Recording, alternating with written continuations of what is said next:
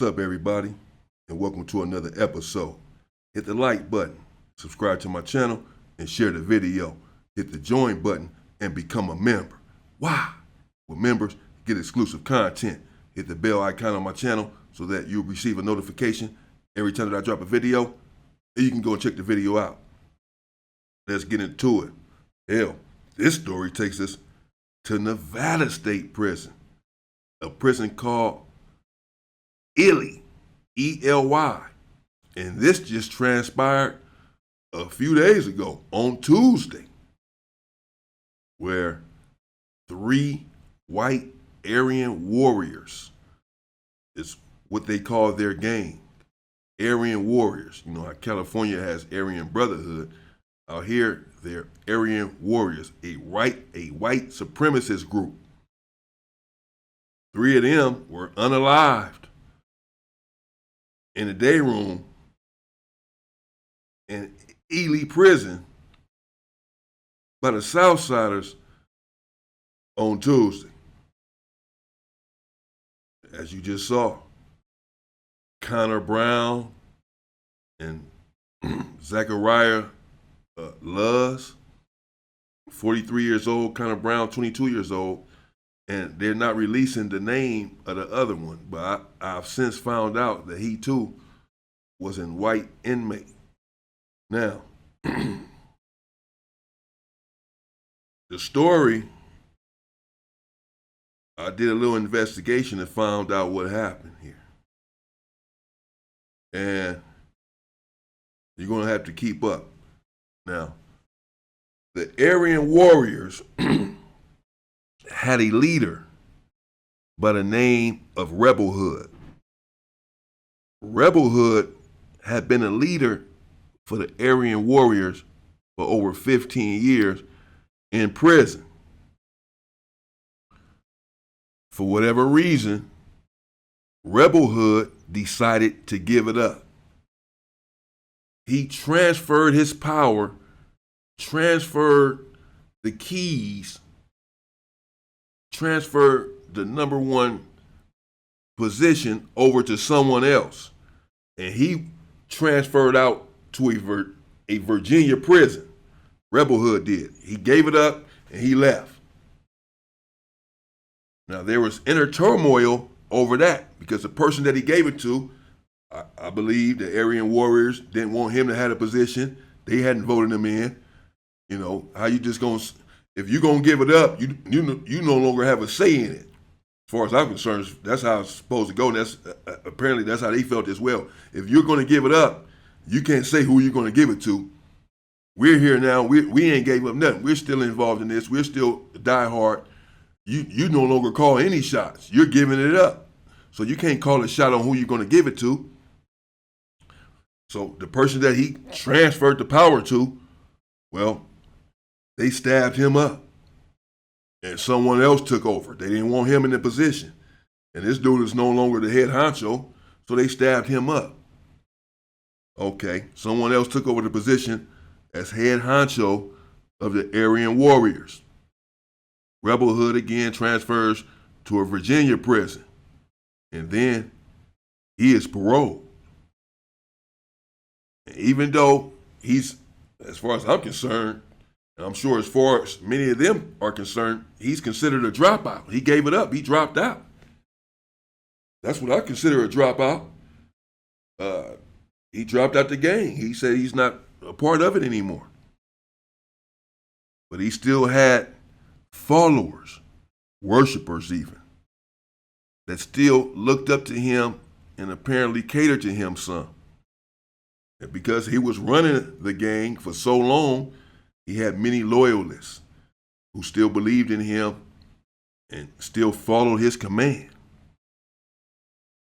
Well, Rebel Hood one day went to a little spot in Las Vegas, in Nevada, North Las Vegas or something. The spot is known as a hot spot where deals go down, women are there. Hell, from my understanding, the police have went there and found bodies in there before in this house, in this spot. All kind of stuff is going down here. Rebel Hood is here, even though he's out of prison. Just got out of prison not too long ago because this happened, I believe, it was in June or July. This just happened, this party, or whatever it was. Something was going on. Something was going down at this house that Rebel Hood was at. Also in the party, or at the party, or whatever function it was a Mexican by the name of Victor Brick Martinez. They called him Brick because he was a lower level MMA fighter. He was on the card, had been on the card with Dana White and all of that. A lower level MMA fighter was Victor Brick Martinez. Victor Brick Martinez does not gangbang. He's not a Southsider, though he has family who are heavy hitters from the South Side. They are Southsiders. He is not. His connections, they are. But again, Rebel Hood is the former leader of the most powerful white gang in Nevada. And he still has many supporters. Well, there at the party, Rebel Hood and Victor Brick Martinez, they had words over a woman, over a female. It's true. They got into it. Long story short, the exchange of words devolved into a fight where they say that Rebel Hood initiated the fight. He took off on Victor Brick Martinez. The word is that Victor Brick Martinez whooped Rebel Hood's ass because he's an MMA fighter. And I'm sure they call him Brick because he's built like something. And so when they had to fight, he won the fight. He whooped on Rebel Hood. Rebel Hood couldn't accept that. He was upset. A leader, a boss, a gang leader, former gang leader, used to having so much power and prestige and respect, to be embarrassed in front of everyone, including the woman that you were fighting over. Well, it must have been all too much for him to bear because he produced a weapon and shot Victor Brick Martinez 2 times. Pow, pow. Whoa. Right there at the party, right there in front of everyone. Well, Victor somehow was able to retrieve a weapon of his own. Having been shot 2 times, was still alive and still conscious. He was not dead.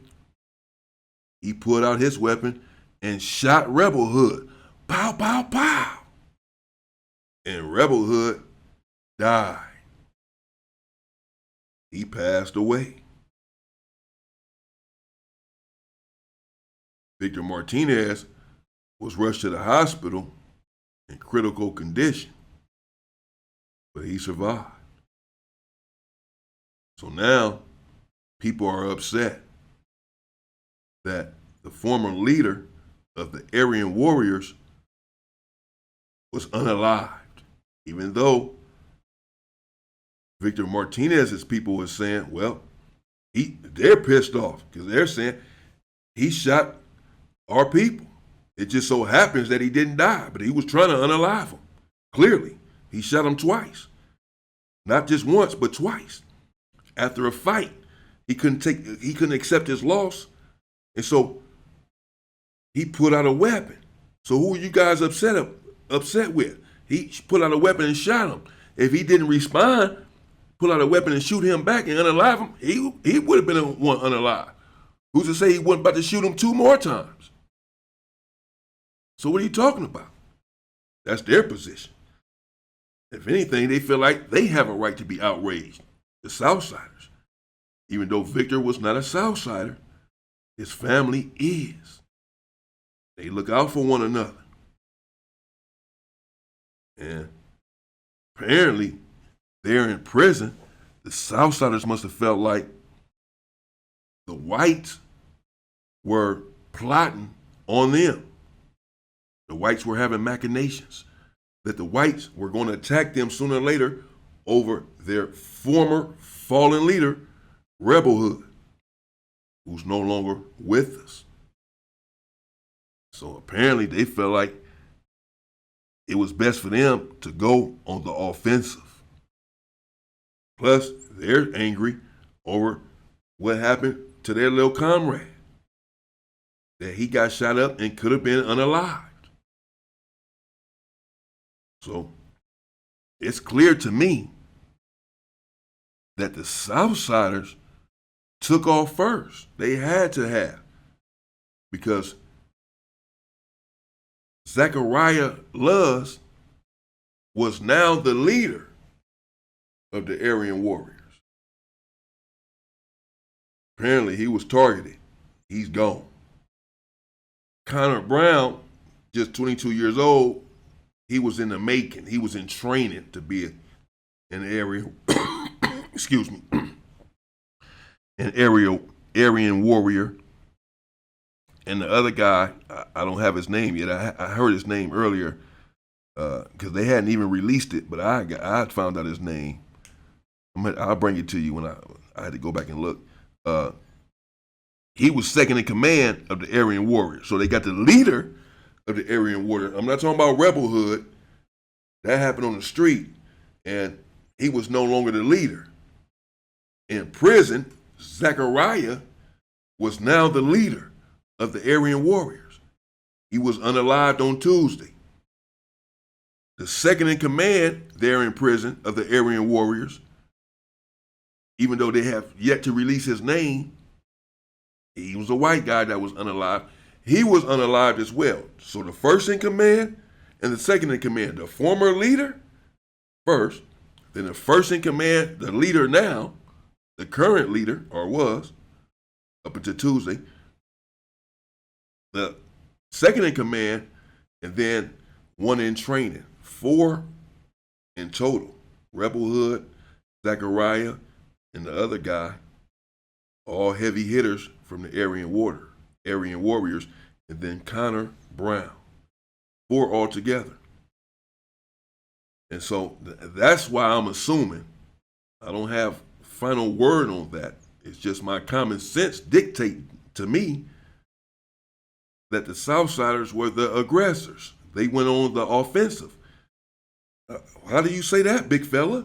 Well, because they unalived 3 whites. If the whites had took flight, then shit, something ain't right.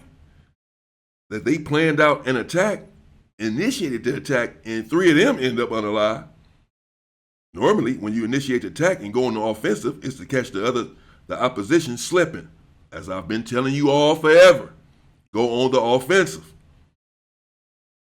I'm assuming the Southsiders did just that, went on the offensive, and for some reason, the whites were not prepared. But 3 of them to lose their lives, the head guy, he had no security around him, the second in command had no security, and the Southsiders, they going after the big fish. They took out the head honchos. They're trying to dismantle their whole gang. Can their gang even survive now? I don't know, man. Rest in peace to Zachary, Connor, and the other guy that lost his life. Victor Martinez, heal up soon. Rest in peace to Rebel Hood. And, and I send my condolences to their families because it's hard. That's hard. It's hard getting that information. That your loved, these are human beings that we're talking about that lost their life in the gang war. Normally, like in California prisons, the people on the inside, they run the outside. They call the shots on the outside. Yeah, stuff that happens on the outside, it doesn't infiltrate or filter into the prison. Whatever happens on the street stays out there. So, in Nevada, apparently the politics are a little different, or at least that situation was different, because this was over something that happened on the street, over something, a former leader being unalived on the street. And it trickled into prison, where it kicked off in there. It was over that, and it kicked off in there. And 3 more people out there or in prison lost their life. It's not a proud moment for anyone involved.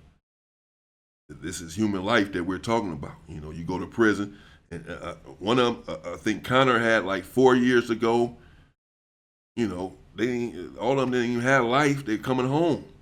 Connor, 22 years old. His family, I'm sure he got a mother. He's young enough to still have his mother and father around. They getting a phone call like that their son was butchered in a day room in prison and is never coming home.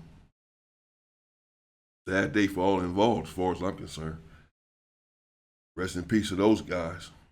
That's what happened, man. I normally don't talk about stuff, in other states, but that story just moved me. I just ran across it really today, got the breakdown on it, and the story just moved me. I know Dubs did a story on it this morning as well. Check that out. Check out my boy Dubs' channel. That's the name of his channel, Dubs. And I'm sure it had moved him, the story. I mean, because we're talking about prison, and we're talking about violence, and we're talking about 3 people that lost their life in a riot, and 9 people were injured and sent to the outside hospital, and a few of them were in critical condition. I almost left that out. 9 people were injured, so 3 unalived, 9 people seriously injured, and at least a few of them were in critical condition. They had to be lifted out to a hospital on the outside. So it wasn't no going to the infirmary and patching them up a little bit. So it was serious, It was a situation where everyone in the day room must have been involved, and people had serious weaponry for people to lose their lives. Three people? How do you unalive 3 people at one time in the day room? I mean, you must have been they must have been coming at them dudes hard. Man, crazy. But we got to stay out. But we got to stay free, people. Tomorrow's not promised, particularly in prison. Shit is real. It's real. It's serious. Follow the rules and protocols. Really, follow the rules and protocols right here on the street, and you don't have to go in prison and follow any damn rules and protocols. It's not worth it. I'll be back, with more content. In the meantime, you know what? I'm gonna get on this dude, Officer Tatum. He has a YouTube channel. He said that and he's a sellout. He's a piece of shit. And I'm sick of all of these sellouts, and I'm sick of these culture vultures as well. I'm gonna start getting on all of their asses. I'm gonna take the gloves off. This dude, Officer Tatum, I guess he's a former police officer, maybe still is a police officer. He has a big YouTube channel. Said that the Sonia Massey execution was justified. Sick of these Uncle Toms, man. Sick of these times. Something has to be done about them, for real. We can't get freedom. We can't get freedom as long as they are around. We need to purge the times. Purge them. Stay free, people.